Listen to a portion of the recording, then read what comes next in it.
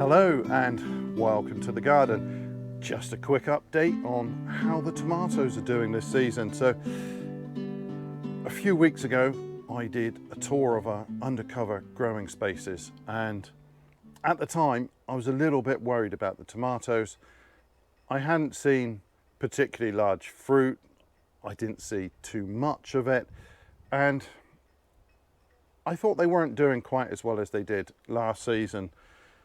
So I did say at the time that perhaps later in the year they will improve, and I've trimmed quite a bit of the foliage away from the lower part of the tomatoes now to improve the airflow, and yeah, I can see a lot more fruit. And in the last few weeks there's been quite a lot of development, and we've been getting a few ripe tomatoes every now and then, but this current heat wave, all the sun and the warmth has really started to ripen the tomatoes.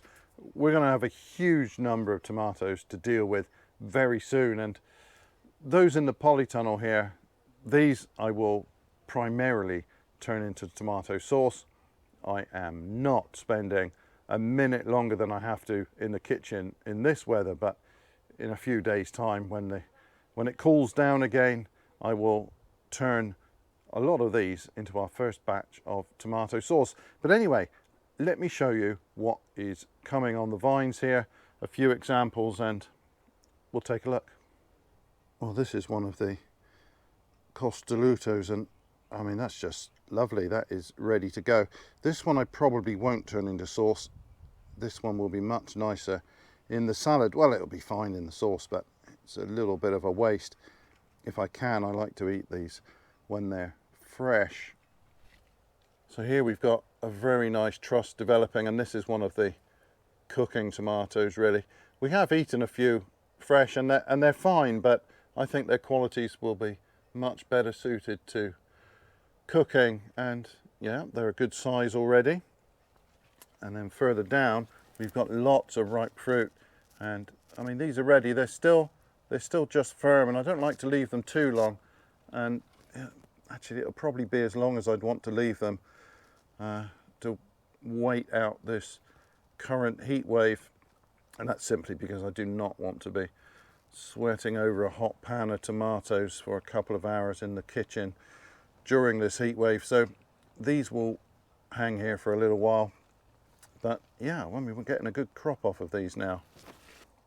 On the one next door I've got a mighty truss of reasonably plum-shaped tomatoes. I mean, these are supposed to be plum tomatoes, but as I said in the previous tour, I've got some real odd shapes on them, but these aren't looking too bad. And again, I've got a couple of ripe ones coming, but this truss is developing beautifully. Again, on the one next door, I've got some ripe fruit hiding in the back there, and yeah, I mean, these are starting to look much better. These fruits were pretty small and mean, and it didn't look as though there was that much fruit on each plant, but yeah, we're starting to get a reasonable crop now. Some of these further up the plant are a really good size. It's pretty consistent across all of these plants in here now. I mean, that is a beauty. It surely isn't a plum tomato. There has to have been a mix-up either with the seed or some cross-pollination, but I can't see any other explanation for it. But anyway, whatever it is, that is a mighty fine looking tomato, and they do taste very good. But there's a lot of fruit on these now, and when they're that sort of size, I mean, this is going to make a huge amount of sauce. These ridiculous trusses of Riesentraub are starting to actually produce some fruit. So I've got quite large ones on the plant on the left. They're a bit smaller on this one.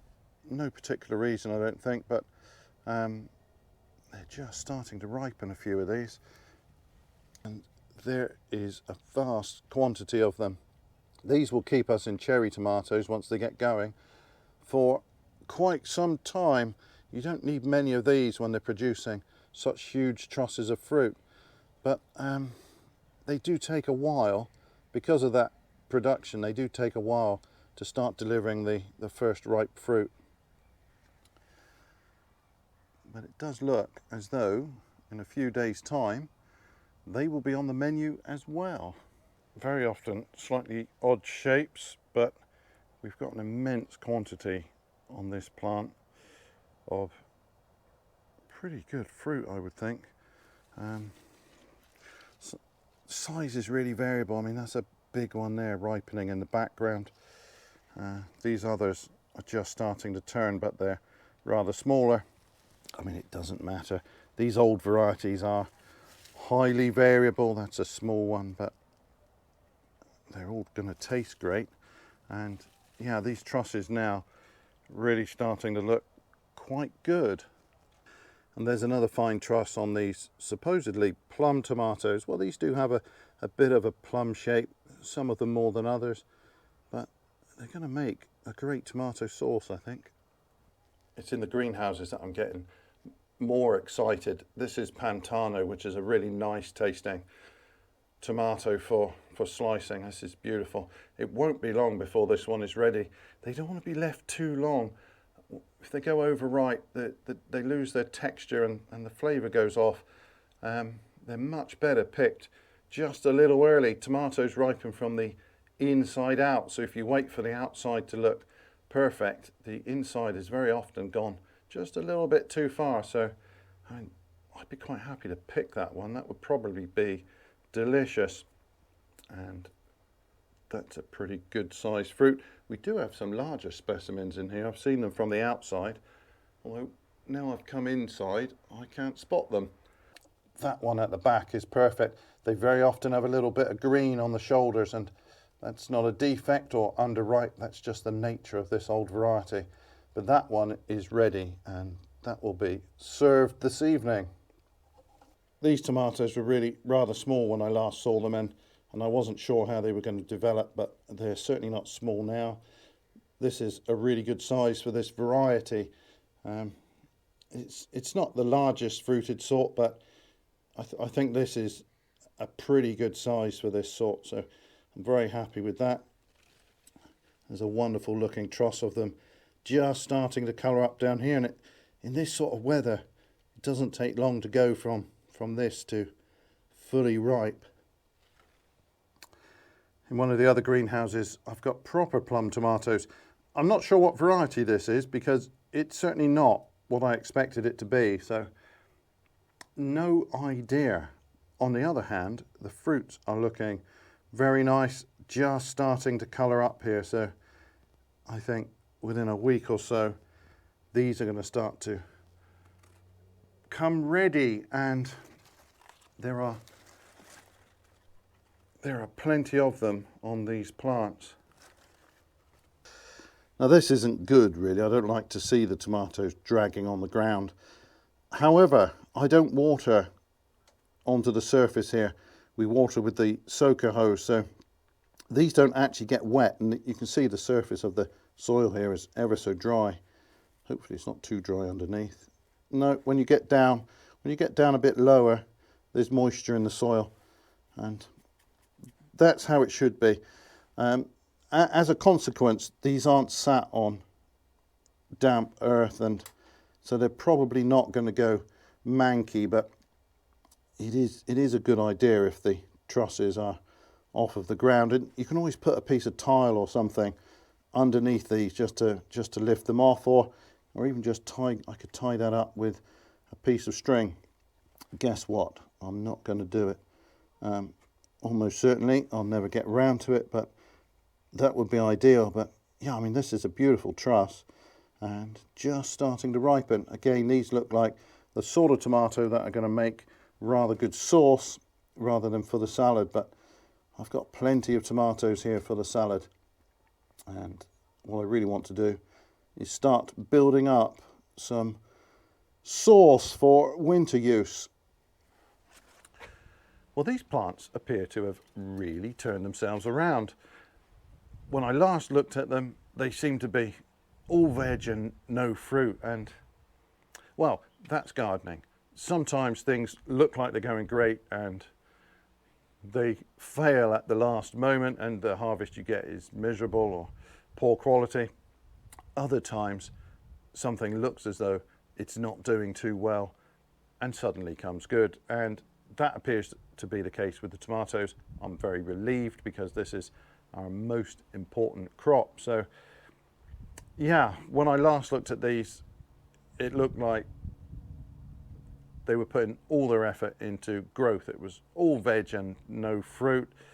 I've got them grafted on a pretty vigorous rootstock, but it's supposed to divert lots of energy into the fruit, and it looks now as though balance has been restored. I mean, they put on a ridiculous amount of growth. Many of them are, what would they be? I mean, I've stopped them at over 8 feet, maybe 9 feet, and they would just keep going. But I've already stopped them at that height. They've come all the way up the wall and a long way up the roof there. It must, the biggest ones must be around about 9 feet tall, which is pretty good for this time of year. And there's no point in them growing. They haven't got anywhere they can carry on growing, and now I just need them to focus on the fruit, and that does seem to be what they're finally getting around to. So it looks like we're going to get a good crop, a nice crop of slicing tomatoes for the salad, as well as plenty of the, well, plum type, although not many of them actually look like plum types, but that culinary tomato there, and that's going to make plenty of sauce. So I am now a happy chappy, and this weather seems to be suiting the tomatoes. I don't imagine anything in the garden is going to enjoy the next couple of days. It's going to be far too hot. Anyway, I am going to get out of the sun now. I'm going to find somewhere cool and shady to sit, enjoy the breeze, and try and stay cool and hydrated. So I hope you manage to stay safe during the coming heat wave, and yeah, thanks ever so much for watching, and bye for now.